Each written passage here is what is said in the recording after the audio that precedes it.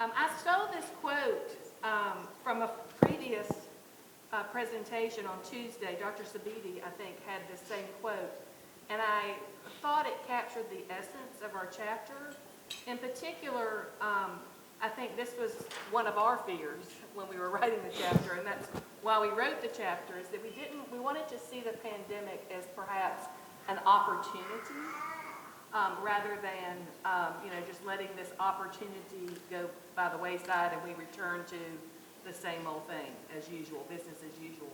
But I really like what our current U.S. Secretary of Education said here in October about one of his biggest fears is going back to how education was, because it didn't work for too many students. And I worry now that we are probably on our way to going back to the way it was with the recent release of the NAEP scores and all the focus on the learning loss that happened during the pandemic. But I think our chapter was sort of a call to arms to, we can't go back to the way things were, that we need to look forward and to seriously make some changes and reform. Is it not working? Okay. I don't know where I pointed. There we go. So I thought we would give just a little bit of context about when we wrote this chapter and kind of what was going on at the time, because if we were to write the chapter today, some of it would be similar, but I think there would be some differences. We would add some things possibly. We were writing this chapter between July and October of 2020. And to give you a context, because I know we all have lost track of time with the pandemic, school closures began in March. So schools had just closed when we started writing this chapter. There wasn't a vaccine available at this time. That didn't come along until December. And most all instruction out in schools and at colleges and universities had moved totally online. And I don't know if you were like me, but I was thinking, oh, this will just be a week and then we'll be back. And then it was like, oh, maybe 2 weeks and then we'll be back. A month. And then it was just like forever, forever. So I don't know if you want to talk about, Kisha, since we're having a conversation between two ferns,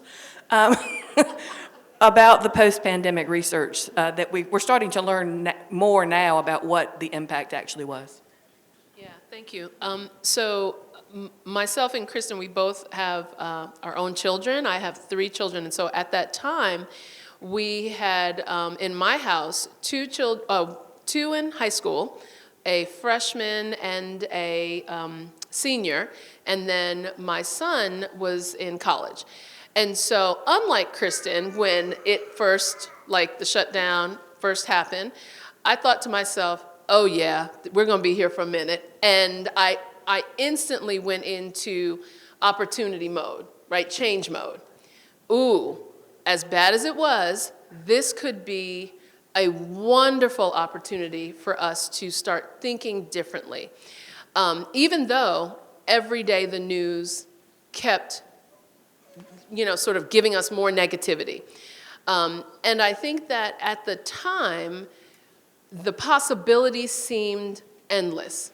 We had so much that we could do, and now where we are, I do feel like we've taken this, we had this moment where we were headed up, and now we've kind of plateaued back again. And I think in terms of knowing having this kind of parent lens along with the faculty lens, right? I think I've seen that while it's important to remember that the focus of school in many ways is achievement, it's wrapped up in all of those other social emotional connections that we maybe have not focused on as much, but we know that that cannot be a conversation without thinking about the achievement as well. So great, we've got all this information, these NAEP scores, but within that, we also have to remember that achievement is one small piece of all of these other whole child dynamics that we also need to think about. And I saw that in my own home with my own kids, as well as the students that we teach, and we're teaching, every day, so. So when Kisha and I talked about this presentation, we kind of agreed that we want to focus just briefly on the problem, because I think we're all aware of the problem, but we don't want to minimize the problem by any means. But I think we need to move forward and start really talking about solutions. So just really briefly, we have prepared a few slides. If you haven't seen these already in the news, about the National Assessment for Education Progress, the 2022, we see a drop in both reading and math scores among 4th and 8th graders. Those are the 2 grade levels that are tested with this assessment. And then if we look at learning loss by race and ethnicity, we see that the largest learning losses were predominantly in math, and Black students had significant learning loss in math compared to white students. So just, this is the problem. This is a snapshot of the problem. It's really nothing new. Actually, there's an article that a teacher wrote recently in Education Week that's, why she doesn't really care about these scores, because she feels like, of course they're bad. I mean, we just came out of a pandemic. Students' entire education was disrupted. I mean, what were we expecting? So that's the problem. So in our chapter, we talk about the rebirth of education post-pandemic. And we talked about kind of 3 phases that we saw this kind of rebirth going through: reclaiming, refocusing, revisioning, and rejuvenation. So we're going to talk a little bit about what we see happening at those 4 different phases, and hopefully those activities that can happen at these different phases will inform and support viable solutions to resolve these issues. So I'll start with reclaiming. I think one of the biggest problems in education right now is that the decision-making is coming from outside the classroom, and the decision-making is coming from folks that are far removed from the classroom, like our policymakers. For some reason, people think, well, I attended school, my children attended school, I know what goes on in school. No, they don't know what goes on in school. So we really, in terms of reclaiming, educators are professionals, and we need to reclaim our profession. We need to elevate teacher voice. I believe Dr. Horsford said the other day something that really resonated with me, and it's, there are voices in the inside that have solutions, but those voices are unheard, right? I think they're heard, they're just not valued. So elevating the teacher voice, giving teachers a seat at the table when these decisions are made. They're with the students day in and day out. They know what's going on. They know what will work for their students. They know what will not work for their students. But we've got to flip that kind of conversation and elevate their voice. Helping teachers build collective agency. North Carolina is a right-to-work state. Some other states that are unionized have been probably more successful in building that collective agency. But I would argue that you don't have to have a union to have collective agency, and helping teachers build that. We also need to do more to support collegiality and collaboration among teachers, because the way we currently assess teachers automatically puts them in positions of competitiveness with one another. And so we need to build that collegiality. And teaching is a very lonely profession. You're in your classroom, you're the only adult in your classroom all day, get very few breaks. I mean, nowadays, during the pandemic, they were in the classroom even during lunch because of the structure of things. So we really need to foster and support that more in our teachers. And then just preparing teachers in our pre-service teacher preparation programs to be effective advocates. They're already effective advocates for their students, let me tell you. They will go above and beyond for their students. But we need them to be effective advocates for themselves. We talked about health and well-being of our students during the pandemic. We also need to take into account the health and well-being of our teachers. We have a teacher shortage, and lots of teachers are leaving the profession. I mean, the pandemic created a lot of burnout. So that was the reclaiming piece that we felt needed to happen. And so much of what we worked on was rethinking and refocusing this question around what actually is the purpose of education. I think that's something that in kind of almost in a sense was the genesis of many of our questions around students, because we had students who were not showing up. We had students who were not turning their cameras on. We had students who had kind of said, well, we don't even really want to go. We don't feel valued, right? And that was happening already. COVID just impacted it and compounded the issue. And so asking the question, so if we are moving toward this idea of opportunities and building opportunities out of this pandemic for education, what then is really the purpose? In Durham, my kids and Kristen's children went through Durham Public Schools, and in Durham Public Schools, we had Wellness Wednesdays, right? Not just for the students, but also for the teachers. So here's this idea of rethinking. Do we actually need a 5-day school day, right, school week? If we're able to focus on a whole day to support your wellness, maybe we don't.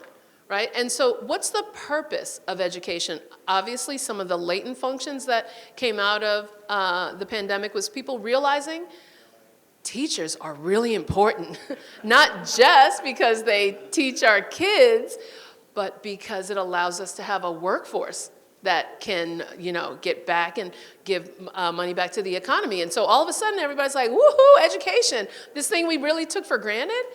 Teachers have it really hard. I can't tell you the number of times parents would say that. I'd see some BuzzFeed article. Oh my God, we need to pay teachers more. Yes, we do. But that's not just because of the pandemic, right? So this idea of thinking through what is the actual purpose of education, not just teaching, but education. What do we want students to learn when they're there? What do we want them to take away? So there are all these questions kind of bring up a lot around the sociological perspectives, right, of education. And so we need to have and make sure that we included this idea that maybe the purpose of education can be thought of in multiple ways and for multiple students, right?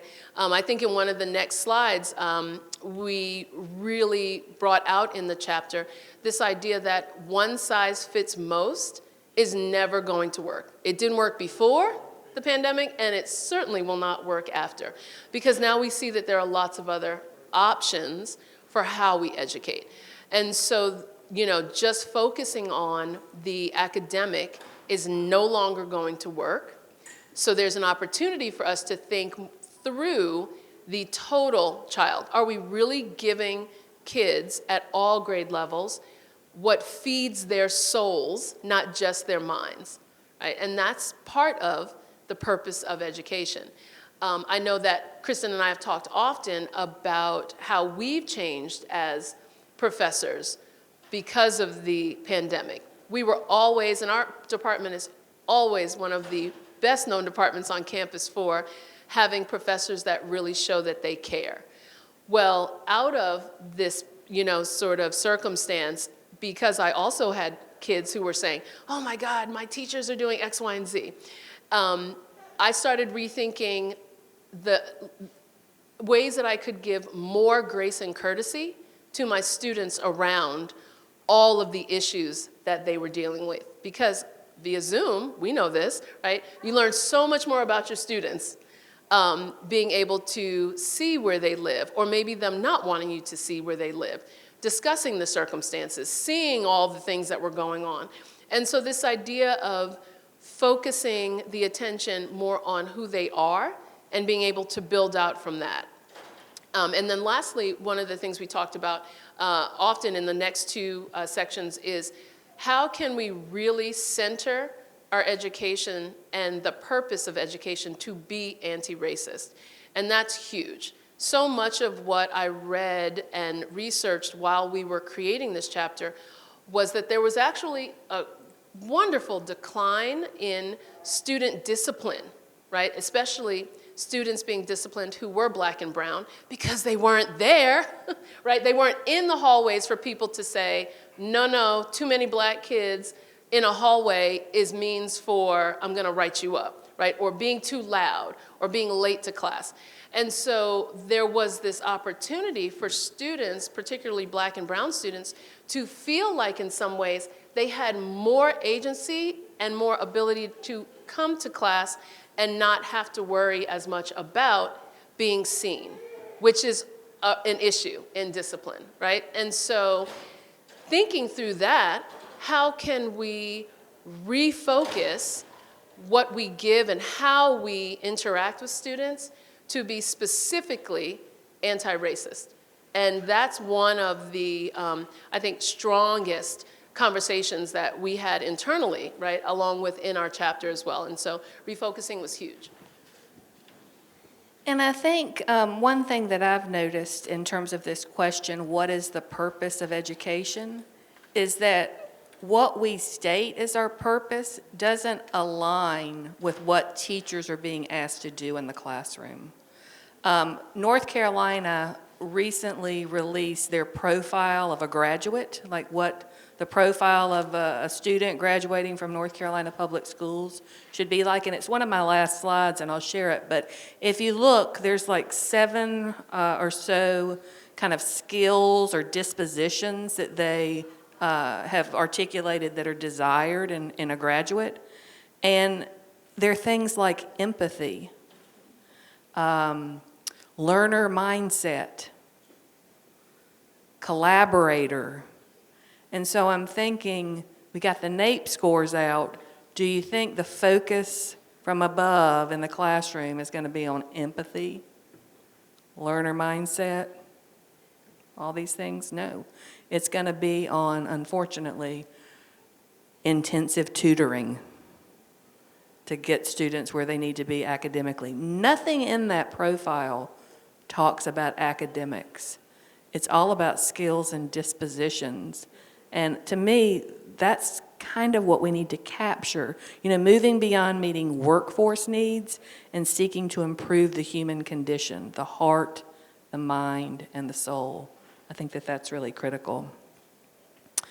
The next phase was revisioning, and so this is putting equity at the heart rather than the periphery. I think a lot of times equity is seen or addressed through sort of add-on, kind of tangential programs rather than really, at the heart of what we do.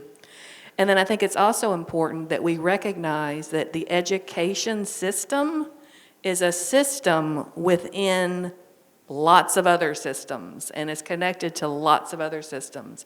But whenever something goes wrong, it's the education system that is scapegoated. It's the education system that's created the problem. It's the education system is going to be tasked to solve the problem. The education system can't do everything. And we're being asked to do more and more in terms of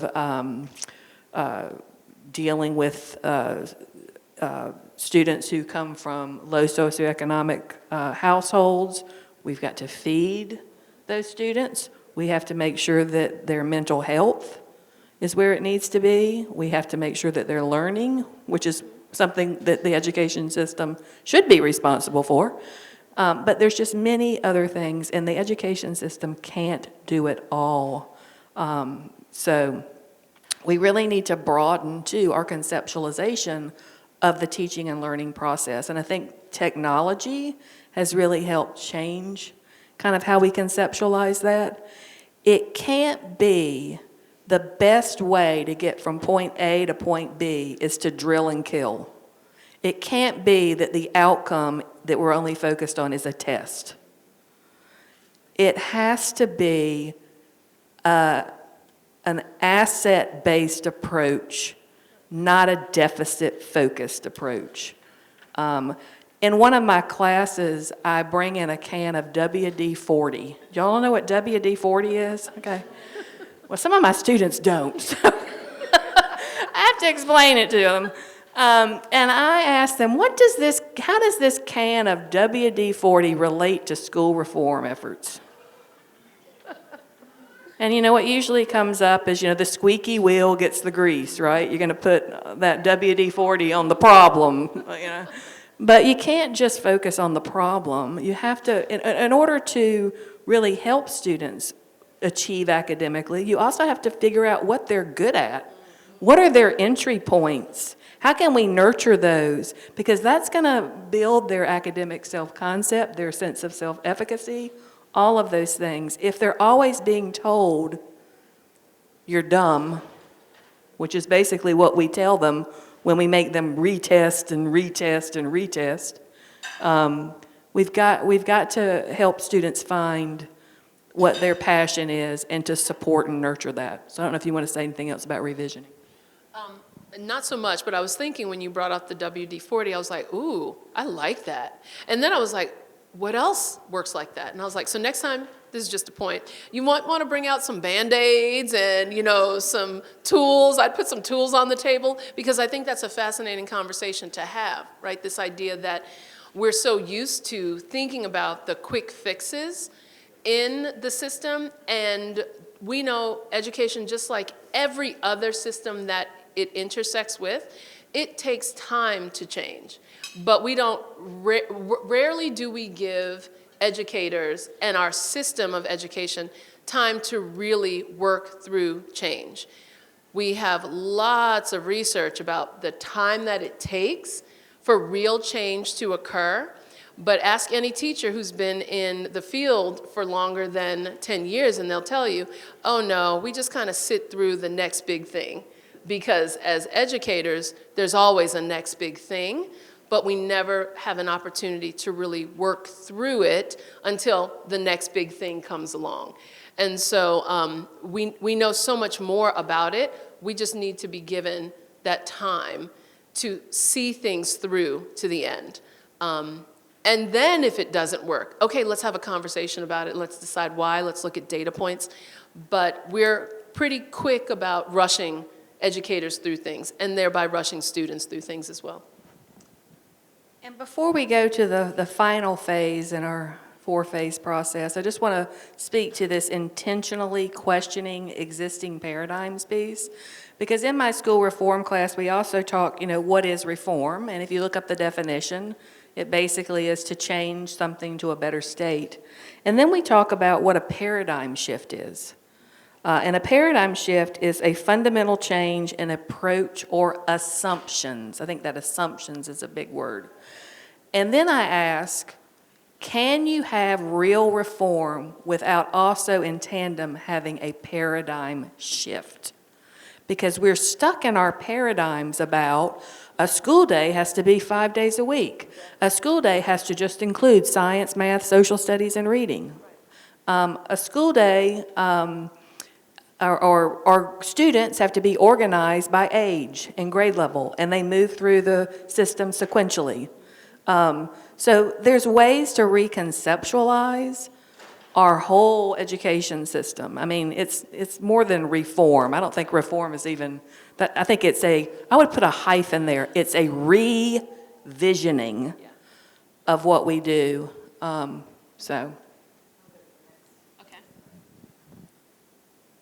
And so the last part, rejuvenation, remember y'all, I was saying earlier, that's where I started this. So when we were asked, how we thought about conceptualizing this chapter, I started here and I worked my way back to fill in the blanks. And so many of the ideas that Kristen was sharing earlier, that's what got me really excited about the rejuvenation phase, is what if, all the what ifs, right? What if school wasn't 5 days a week? What if now we know so much more about students and how they interact with their communities. What if we could work with school social workers differently? school counselors differently? What if they each had 20 students that they worked with and followed, 9th grade to 12th grade? And again, so at the time, I had my high school students in my home, my children, and then my college-age student. But I'm also the director of the secondary teacher prep program at Duke, and so much of what I look at are how we design high schools. What if high schools were more about the passions of students and layered the content on top, right? That's where you spark joy and interest, and kids decide that, hey, I actually really do need to be in this place because fill in the blank. So this idea of thinking through all of these opportunities and options that are out there, and they're out there, but the paradigm shift has to occur with it. It takes a lot to change a system. Imagine me coming to a school board meeting, all right, hey everybody, I got this great idea, let's make high schools half day, and let's do this, and let's connect with our business leaders to get them out into the workforce, right? People are gonna look at me like I'm crazy. The paradigm has to come, the shift has to come along with that. One of the things that when we were, Kristen and I and Erica did a podcast for advancing the chapter as well, and one of the questions was, you know, what do you see coming next?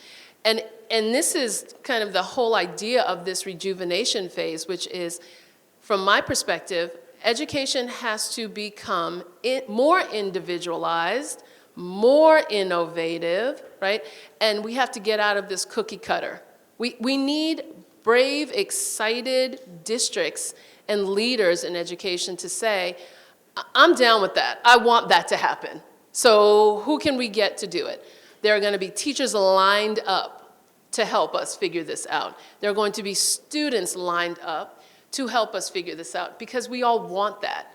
We want to envision and rejuvenate, right, the idea that education can be and can be successful for everyone, not just certain people who have, you know, the flexibility to learn school and do school really well, right, and just progress because they can.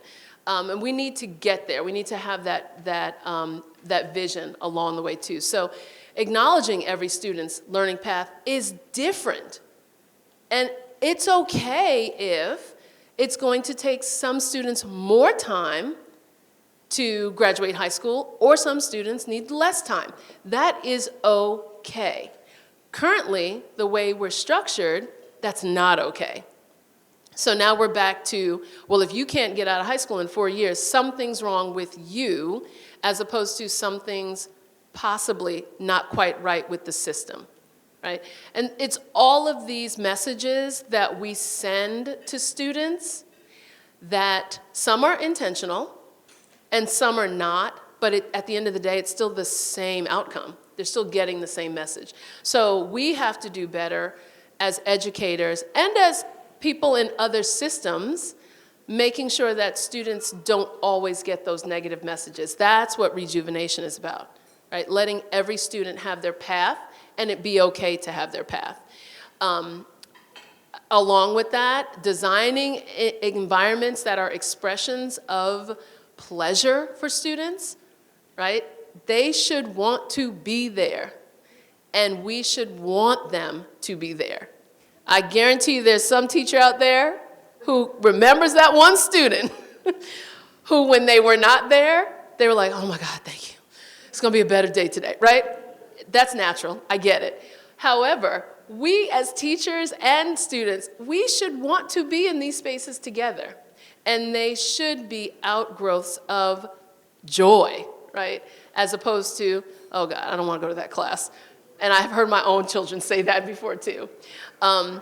So different roles for different people in buildings, and that is okay as well. So this was my happy spot when I was writing this, and I really hope that comes out as well in the chapter. Funny, talking about students and trying to engage students and make school a place where students want to be, there, you know, when it's not a happy place, that's when you have students that, you know, you have behavior issues, Oh, yeah. right? So if it's a place, a lot of these problems might be eliminated just from reconceptualizing what we want the school day to be. My son is a junior at NC State right now, and he's taking an engineering class that is just so dull. I mean, he loves engineering, and this is the topic that he really likes, but he says the professor just is not making it exciting. So much so that the students are thinking of creative ways to entertain themselves during class, one of them being that they're taking a tally every day about how many times the professor says basically. And they have charts and everything. And did you know that in one day, the lowest number of times that this professor said basically was 180 something? So anyway, I'm just saying, I just thought that that's humorous. We've got some really creative students. We need to channel that creativity in different ways. So I just want to really quickly get back to the reform and paradigm thing, and then I'm going to let Kisha talk about some of the aspects that are on this slide. But Tom Kane, who's an economics professor at Harvard, in speaking about the NAEP results, recently said that, it's not going to take sort of, individual programs are not going to solve this. And we already see RFPs for intensive tutoring and all these things. Those individual programs are not going to solve this type of learning loss or these gaps that exist, that it's going to take real systemic interventions. And so I think that speaks to paradigm shift, right? Absolutely. And so I've kind of spoken at large about these issues. This is my, in particular, research area, and I always like to frame everything that I do around the strategies and processes that positively impact African American student and teacher success. And so we know, right, this information is out there. And I'm not knocking any system that chooses to engage teachers in conversations around anti-racist behavior and or anti-bias, right, behavior. I want that, and I also want all of these other things. We know that there are some strategies that work very well for marginalized students, and it's about the idea behind getting them to feel connected to the content and the learning. And one is problem-based and or project-based learning. I talk more about it in the chapter, but it's this idea that you're having students be connected to an issue that's important to them to help them understand content, whether it's English or math or social studies, right? But that is a key way, and it's research proven. Along with that, service learning is an additional opportunity. All of these opportunities, alternative, learning structures, project problem-based learning, community engagement, these are ways that we know help to connect students to things that matter to them. And what it becomes is this kind of upwardly mobile idea of thinking about learning as opposed to a top-down. I'm the teacher, this is what I need to teach you, this is how I want you to learn it. And it's not like that for everyone, but it is like that for a lot of our students of color. And it really does depend on where they're in schools. And so that we know, these ideas are strategies that we know that positively impact student learning. Why don't we see more of it? Interestingly, project-based learning is a strategy that is typically used in independent schools. And there are not a lot of Black and brown students as the majority in independent schools. So I'm talking your private schools, right? Because they have the freedom and flexibility sometimes in independent schools to use that strategy more often. And there are lots of other reasons why. But it's an interesting dichotomy, right? A strategy that we know works with marginalized students is often not used with marginalized students. So as a system, we need to be more thoughtful about the curricular and the pedagogical choices that we make when we educate students of color. And then the last one, I'm looking here because I can't see it here because my fern is in front of it or my plant, but connecting back to the community, right? And research opportunities for students that are community-based, and thinking through what that means. How do we help impact communities if we're not a part of those communities? And so that's another really key issue. So yeah, that's kind of where I'm thinking we need to start. And as you were talking, it made me think about this other paradigm we have in education, and it's that in order to learn, students need to be seated at their desk, listening to a teacher lecture. The best way to prepare students for a test is to just feed them the information and for them to absorb it, and then that's it. Well, they might absorb it temporarily, but it doesn't stick long term, and it's not fun, right? So I think that more teachers would use project and problem-based learning, but they fear that that's not going to be looked on favorably from the school administrator if they come in and students are like in groups and they're all talking and carrying on, in other words. So that whole paradigm of what learning looks like, I think needs to change. And I think we're running out of time. At what time? We're supposed to end at noon? Is that? I'm sure we're over time. Yeah, we're over. So we'll wrap things up. This is the profile of the graduate that I was talking about earlier, that the North Carolina Department of Public Instruction just released like a few days ago. So these are the skills and dispositions that North Carolina says are important for every high school graduate: adaptability, collaboration, communication, critical thinking, empathy, learner's mindset, and personal responsibility. Do you see anything in there about high NAEP scores on math? No. So we need to make sure, and I think these are great, but we need to make sure what we are tasking teachers to do in the classroom aligns with the nurturing of these elements here. So. Agreed. And that's it.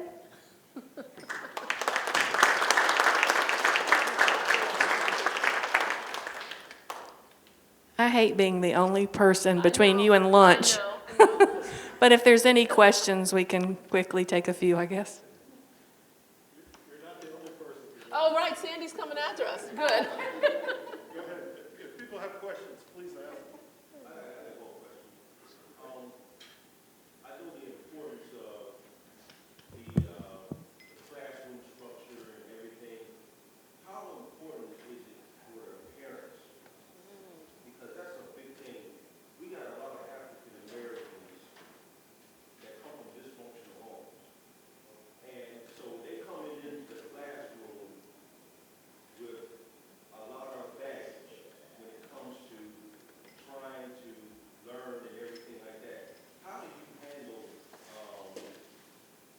that type of thing? Because then you got, from the dysfunctional home, when I'm talking about where the parents are not encouraging the child for learning, discourages the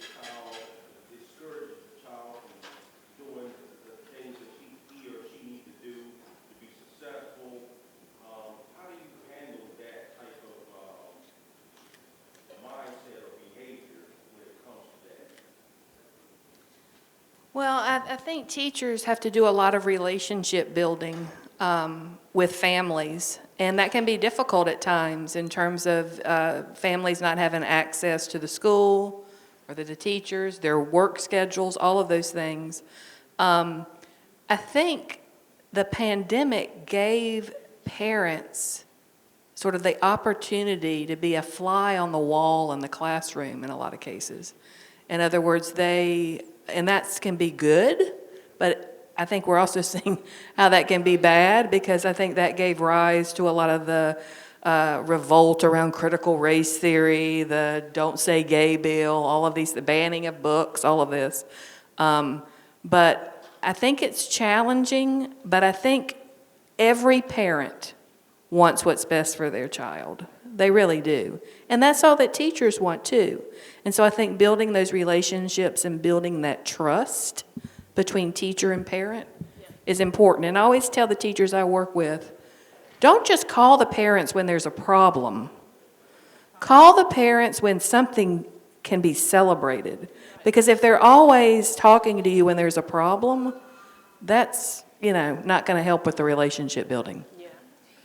I agree 100%. The other thing I will say is I appreciate your question. I also make my student teachers, and when I was a administrator, I also asked my teachers to take that word dysfunction out of their vocabularies, and I'll tell you why. Because I really do feel like if we are asking teachers to see the best in students, we have to also do the same with families and parents. And I would say to them, I get it. This child is coming to us, the student is coming to us with a lot of challenges, but agreed. There is not a parent in the world, regardless of how many challenges they are facing in their lives, that don't still want the best for their kids. They may not be able or be in a position at that moment to give them that, but we still have to be able to always see that that's first and foremost the goal, is whatever's best for the student. But back to the conversation around, education and education systems do so much, and probably more than what we were ever intended to really do at the onset. This idea that the school has to be the only place to help every family do everything is one that holds us back. We need to be able to work with systems, lots of other systems that intersect, in order to support families through whatever challenges they're having at that time, to then be able to support the student. So while the family, I don't choose to see a family as dysfunctional, I choose to see them as different perhaps from mine and or different from the teachers. Let's still look for the assets that they bring, as opposed to it being a deficit based. But I do appreciate your question. One more? I think Yes. that's all. Thank you for your presentation. I'm probably considerably much older than you two on the stage. But I remember early on in my educational maturity is that I was very excited early on. And that excitement sort of dimmed because of a learning disability. And I didn't regain that joy until high school. In the work that I do now, one of the questions we always ask in group conversations around any particular subject is who's being left out. So my question is, what are some of the creative ways that you're getting pre-adolescents involved in data gathering? In data gathering? Yes. Oh, that's great. And I'm going to tell you, I don't think we do enough with exposing, particularly at the secondary level, 9th through 12th graders, but even earlier, with research opportunities. We're doing it in a lot of ways that occur outside of the school day.